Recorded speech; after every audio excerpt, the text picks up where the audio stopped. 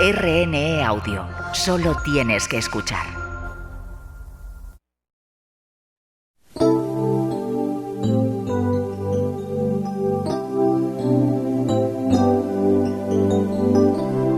Experimenté ansiedad y depresión, no tenía ganas de vivir, dejé de trabajar, perdí clientes y eso nos afectó mucho a la familia.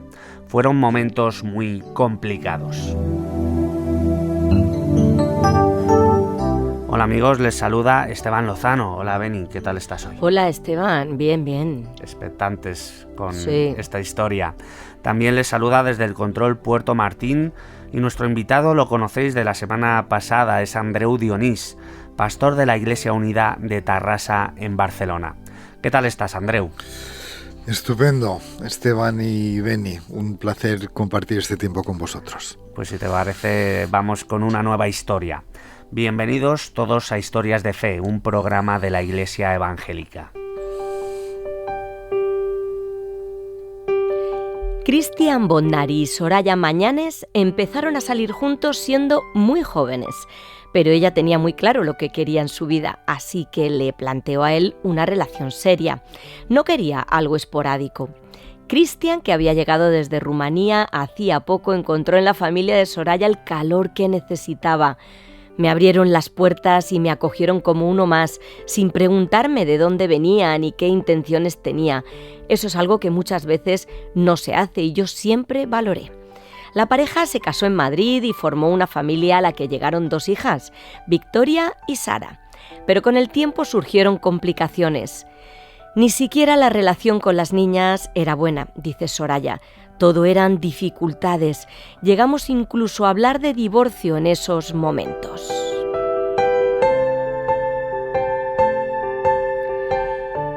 Cristian tuvo problemas personales que le afectaron al trabajo.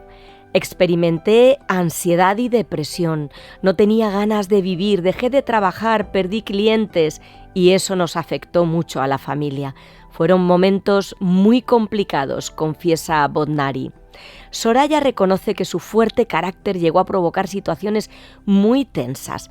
A veces eran discusiones subidas de tono que nos hacían a todos estar incómodos. Un domingo del año 2013, Cristian se da cuenta de que tiene que cambiar. Yo era muy mentiroso y decidí no seguir así más. Decir la verdad fue como quitarme un gran peso de encima.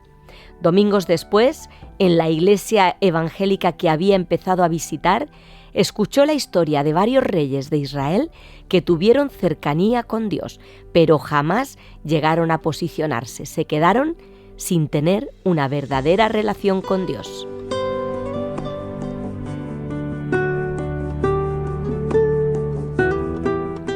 Aquel mensaje se titulaba Casi salvos. Esas palabras desarmaron a Cristian.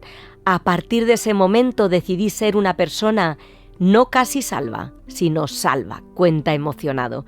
Soraya, al enterarse de su nueva relación con Dios, se sintió desplazada. Rechacé su cambio porque yo quería ser el centro de su atención y ya no lo era. Reconozco que luché contra Dios, pero luego reaccioné. Lo que deseaba de verdad era seguir a Jesús, expresa Soraya, que también empezó a caminar con él. Meses antes de la pandemia le diagnosticaron anorexia a su hija pequeña y el día del confinamiento la ingresaron. En un momento de gran incertidumbre tuvieron que dejarla sola en el hospital. No pudimos hacer nada. Estábamos encerrados, sin familia que nos arropara, pero teníamos al Señor con nosotros, la oración de los creyentes y la certeza de que Dios estaba con Sara también, responde Cristian.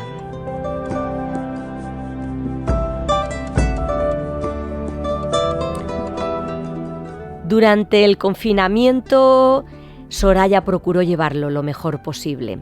También por su otra hija, cursando un bachillerato en pleno confinamiento. En ese tiempo fueron las palabras del apóstol Pedro las que le dieron calma, echando toda vuestra ansiedad sobre Dios porque Él tiene cuidado de vosotros. Confiar en que Dios tiene un propósito para sus vidas dio mucha paz a la familia.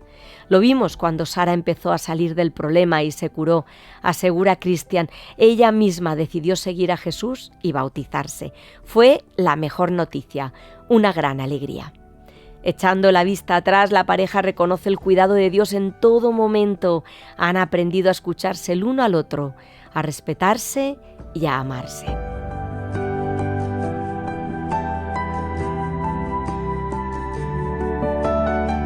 Pues vamos a tratar algunos temas que nacen de esta historia con nuestro invitado de hoy. Andreu, un estudio reciente revela que el 14% de las personas en nuestro planeta tiene algún problema de salud mental y la ansiedad es uno de los más comunes. La Biblia no es un libro sobre medicina, pero habla de ello. ¿Qué desvela sobre este asunto?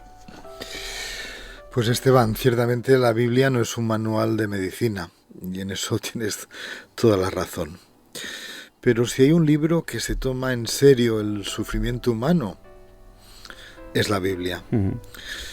Está lleno de personas que pasaron por lo que hoy llamaríamos ansiedad o depresión. El profeta Elías, agotado, llegó a pedirle a Dios que se lo llevara, que no podía más. Buena parte de los salmos son literalmente gente llorando, hablando con Dios y expresando su dolor y su situación de no tener fuerzas. Y el propio Jesús, la noche antes de morir, sintió tal angustia que dice la Escritura que sudó gotas de sangre. ¿Qué significa eso? ¿Qué nos dice a nosotros? Yo creo que nos dice algo muy liberador. Que sentir ansiedad no es un pecado, ni significa que tengamos poca fe. Tener ansiedad forma parte del ser humano. Y lo más importante o lo más sorprendente es que Dios no se aleja del que está atravesando esa situación. De hecho, se acerca. Jesús lanza una invitación preciosa. Dice: venid a mí todos los que estáis trabajados y cargados, y yo os haré descansar. Fíjate que no llama a los que lo tienen todo resuelto, a los triunfadores, llama precisamente a los agotados, a los que van cargados. Y ciertamente la fe no sustituye ni al médico ni al psicólogo, van de la mano. Pero lo que la fe añade es saber que pase lo que pase, no estamos solo en la tormenta. Y eso es muy importante para un país como el nuestro, porque tú has hablado de una estadística, pero lamentablemente España está casi en el número 1 de consumo de ansiolíticos, por lo cual las palabras de Jesús tienen una relevancia extraordinaria para nuestro país. Andreu, has mencionado la palabra pecado y es un término que provoca rechazo porque sigue estando asociado únicamente al ámbito religioso. Pero si hablamos de debilidades, faltas, parece que estamos más abiertos a seguir la conversación. Dinos qué lugar ocupan la ira y la mentira en esas categorías. Beni, ciertamente la palabra pecado suele echar para atrás. Suena a culpa, a dedo acusador, a sermón, pero déjame intentar darle la vuelta. En la Biblia, pecar o pecado significa literalmente errar el blanco, fallar el tiro hacia la diana de aquello, en este caso, para lo que fuimos creados. Y en el fondo, pecado es esencialmente darle la espalda a Dios, romper con esa relación que nos da la vida. Y por eso, primeramente, no es romper una norma, es sobre todo haber roto o romper un vínculo con Dios. Y por eso nos daña tanto, y ahí es donde encajan la mentira, la ira y otras actitudes y otros comportamientos. Estas no son solo defectos de carácter que se quedan en uno mismo. La mentira en este caso rompe la confianza, y la confianza es lo que sostiene cualquier relación. Y la ira descontrolada hace daño normalmente aquellas personas que más queremos. En esta historia hemos escuchado, y se ve clarísimo, sus mentiras, y esos arrebatos de ella estaban rompiendo, resquebrajando el matrimonio hasta llegar a hablar de divorcio. Yo creo que no hay que tenerle miedo a la palabra pecado. Puede ser paradójico, pero yo creo que es una buena noticia. ¿Por qué? Porque si es una debilidad a la que no ponemos nombre y vamos gestionando toda la vida, pues no sabemos lo que pasa o no sabemos a qué se debe. Pero si lo reconocemos como pecado, como que estamos errando el blanco, si lo reconocemos como que eso es una rotura con aquel vínculo que nos da vida, entonces sí que podemos darle la vuelta, sí que podemos ponerla delante de Dios. Y Dios dice que cuando nos acercamos, Él es capaz de perdonar y es capaz de sanar ese pecado esencial y también esos comportamientos que se derivan del pecado. Llamar las cosas por su nombre, Dios lo hace no para hundirnos, es el primer paso para restaurarnos, para volver a casa. Y Andreu, en nuestra historia, Cristian entendió que necesitaba ser salvo por Jesús. Lo aceptó y su vida, así como la de su familia, cambió radicalmente. ¿No es la salvación algo que solo afecta al más allá? Esteban, esa es una idea muy extendida, pero creo que se queda un poco corta. Mucha gente piensa que esto de la salvación es como un seguro para cuando te mueres, algo que solo importa al final, pero eso no es así. La salvación empieza a notarse aquí y ahora. Para mí hay una escena preciosa en el Evangelio. Jesús entra en casa de Zaqueo, un hombre en una cultura con una vida torcida, y al ver cómo cambia ese mismo día, le dice: hoy ha llegado la salvación a esta casa.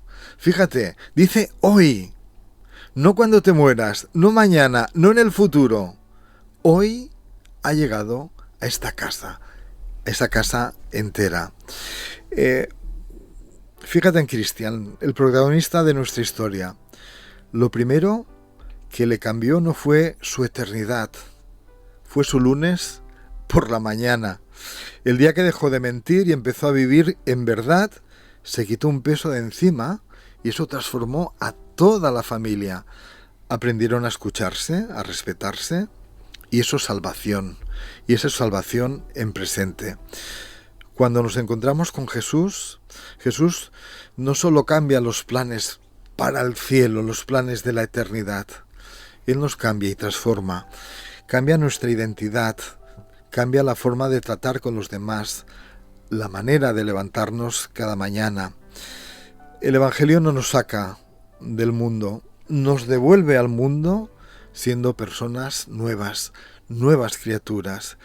Así que sí, es cierto que la salvación tiene que ver con la eternidad, pero sobre todo es una invitación a empezar a vivir de forma distinta hoy, en nuestro presente.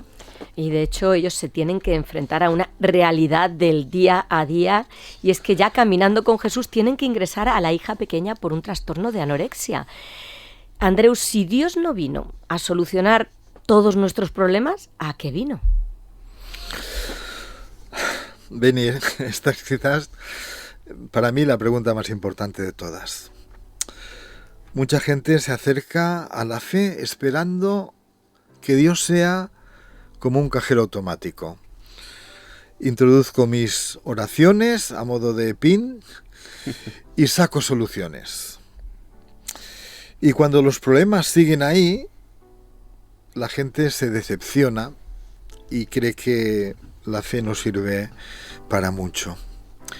Pero Dios no vino para eso. Vino para algo mucho más profundo. Dios vino a estar con nosotros. Uno de los nombres apasionantes de Jesús es Emmanuel, que significa precisamente Dios con nosotros. Y lo último que dijo antes de subir al cielo y de despedirse fue darnos una promesa que lo sostiene todo.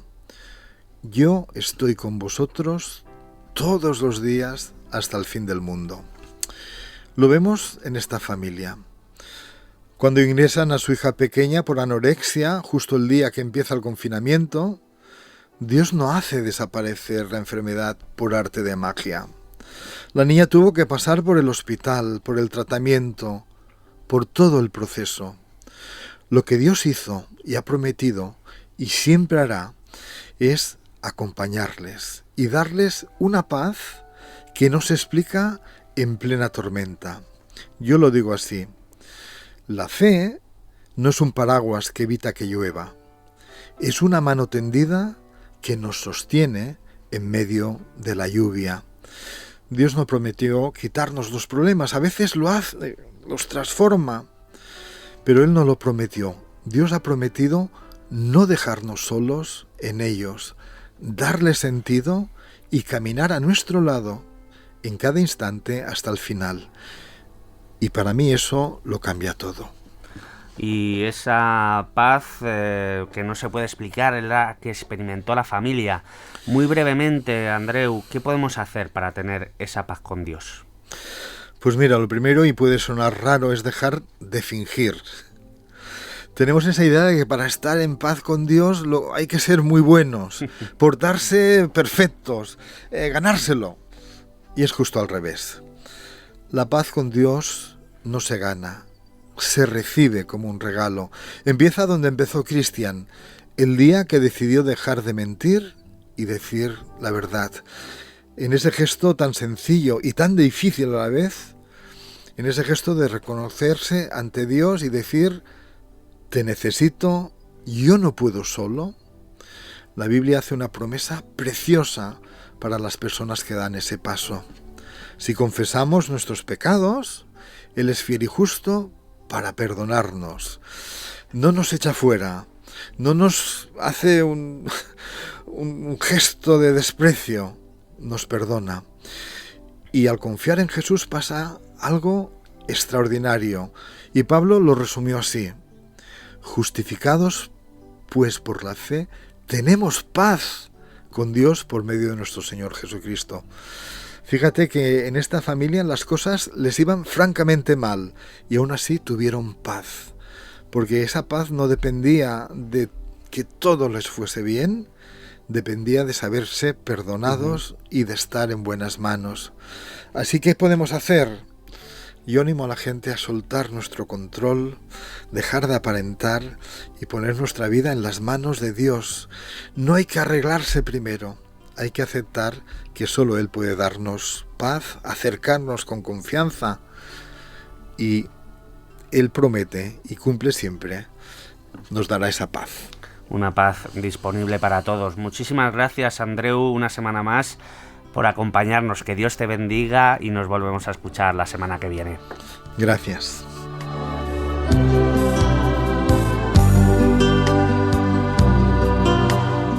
¿Te imaginas que os enamoráis perdidamente en vuestra juventud? Os casáis apostándolo todo por la relación. Tenéis 2 hijas, pero poco a poco la convivencia se deteriora, afectada por las mentiras de él y los arrebatos de ira de ella, llegando a hablar de divorcio. ¿Te imaginas que él, en medio de su ansiedad, acepta la invitación de una iglesia evangélica y un domingo escucha un mensaje que le impacta y decide ser no casi, sino totalmente salvo por Jesús? Y después de luchar contra Dios, ella también le acepta. ¿Te imaginas que la mentira y la ira empiezan a dar lugar a la escucha y el respeto, y a pesar del ingreso hospitalario de vuestra hija por anorexia, en pleno confinamiento, la lectura de la Biblia y la oración os dan paz en medio de la tormenta? Pues no te lo imagines más, es verdad. La verdad del Dios que interviene cuando todo parece perdido. Tantas dudas y yo, 1000 preguntas y tú. Bien, amigos, tenemos que despedirnos. Os dejamos con Quique Pavón y Amara Rodes en el tema No me dejarás. Gracias por acompañarnos un día más en Historias de Fe. Para aquellos que queréis seguir investigando, queremos regalaros la Biblia como parte de nuestra campaña de promoción de lectura. Así que llámanos o mándanos un WhatsApp al 673-466-366 y te la enviaremos gratis. Nos gusta también recibir aquello que queráis decirnos, así que aparta un momento y mándanos ese mensaje a ese mismo teléfono, 673-466-366. Adiós y que la paz de Cristo os acompañe. No me dejarás, no me dejarás caer. Eres fiel, siempre fiel, nunca me faltas. Eres fiel, siempre fiel, siempre fiel, nunca me dejarás. Y se oscurece más temprano en este invierno. La noche es larga, a veces siento que este sol se hace esperar. Y aunque llegase hasta las puertas de